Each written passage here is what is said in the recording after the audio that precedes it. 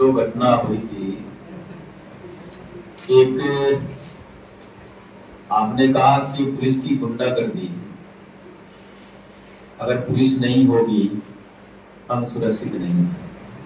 हमारे साथ कहीं पर भी बिना मामले में टॉर्चर जो हो रहा है, टॉर्चर वो बात वही मैं उसी पे आ रहा हूँ।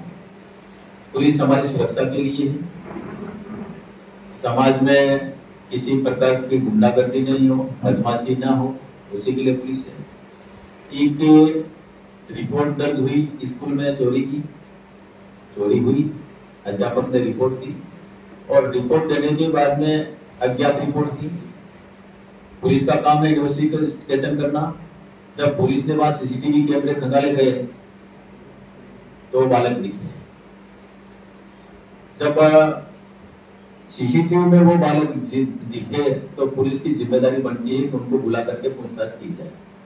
आज हमारे घर पे भी चोरी हो तो हम भी कहेंगे भाई आप जांच करिए।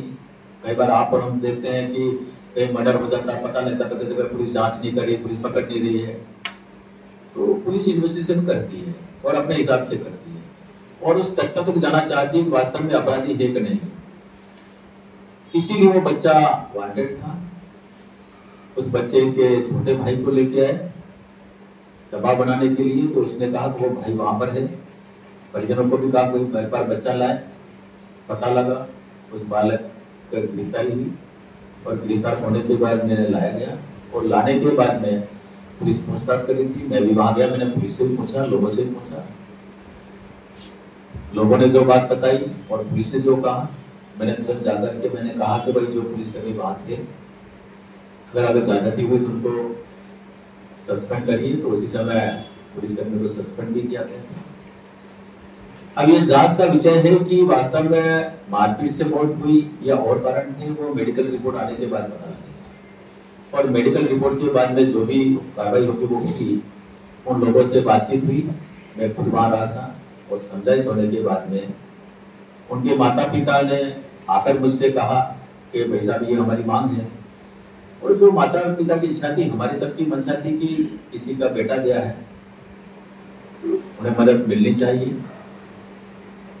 तो जैसे उनकी मांग थी, मेरी उनसे सब बात हुई, उनके सामने उन्होंने कहा, तो उनकी मांग थी कि भाई हमको 40 करोड़ दो। हमने कहा 40 करोड़ बहुत ज्यादा है, इतना नहीं दे पाएंगे, थोड़ा और ठीक करिए। तो अंत में आकर के कुछ पैसों में उनकी बात का समझौता हुआ। समझौता होने के बाद में उन्होंने स्वीकार किया कि ठीक है। उनकी मंशा थी कि एक व्यक्ति को नौकरी भी दी जाए संविदा पे। तो उनकी बच्ची है जो जीएनएम कर रही है, जब जीएनएम कर लेगी तो हमको हमने कहा कोई संविदा पे हमको नौकरी देंगे। दूसरा, हमने उनके पिताजी को हॉस्टल में एक चौकीदार के रूप में रखने का हमने तय किया, वो भी करेंगे क्योंकि उनके परिवार को एक मदद की हो जाएगी। और माहौल शांतिपूर्ण माहौल में सारा होकर के आज उनका शायद दाह संस्कार हो गया होगा।